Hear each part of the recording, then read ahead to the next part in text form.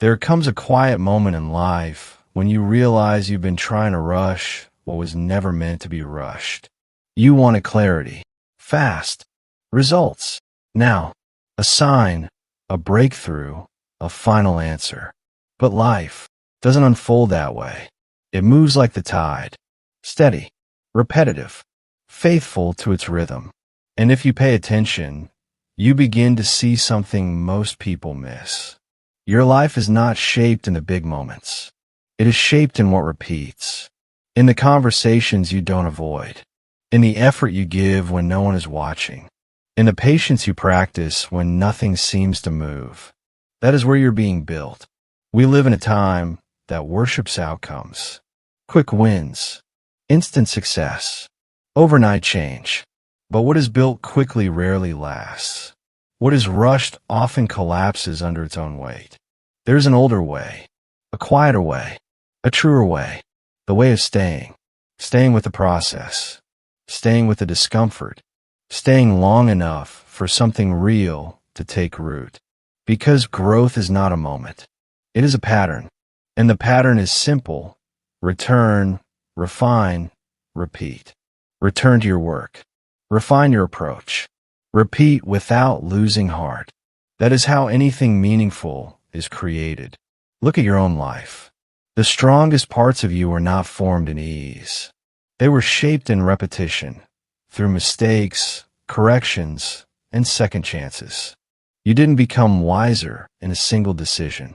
You became wiser by facing similar situations again and again, until you chose differently. That is the quiet power of refinement. And the same truth lives in your ideas, your work, your purpose. Nothing arrives finished. An idea is fragile at first. It needs to be tested. It needs to be questioned. It needs to be exposed to other minds, other perspectives. Not to break it, but to strengthen it. Too many people protect their ideas too early. They hide them.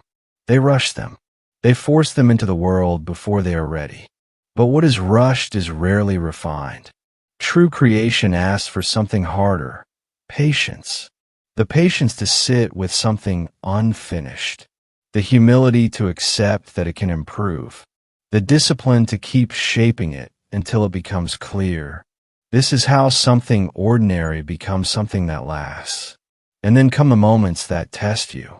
The criticism you didn't expect. The comment that unsettles you. The situation that challenges your certainty. Your first instinct may be to resist, to defend, to close yourself off. But if you pause, even for a second, you may see it differently. Not everything that challenges you is against you. Some things are sent to sharpen you. The uncomfortable feedback, the friction in a relationship, the failure that forces you to rethink everything. These are not interruptions to your path. They are part of it. This is what people rarely understand. Growth is not found in avoiding resistance. Growth is found in meeting it properly. You can react, or you can refine. That choice defines everything.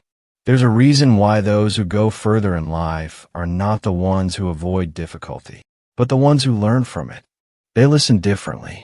They observe more honestly. They adjust when needed. Not because it feels good, but because it leads somewhere real. Even Sarah Blakely of Spanx built her success this way. She didn't ignore the flaws in her early work. She faced them. She listened. She improved.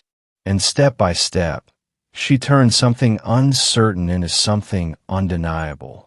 That same principle applies to you. Your life will always speak to you. Through people, through experiences, through moments that feel inconvenient or uncomfortable. The question is simple. Are you willing to listen? Because no one grows alone. We need reflection. We need conversation. We need the presence of others to reveal what we cannot see by ourselves. Without that, you remain inside your own limits.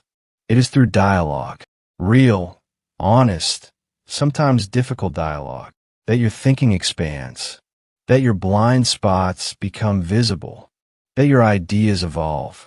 Even in places like Google, space was created not for speed, but for exchange, for questioning, for allowing ideas to breathe and mature. And from that space came things that shaped the world, not from pressure, but from process. This is something worth remembering. You don't need more speed.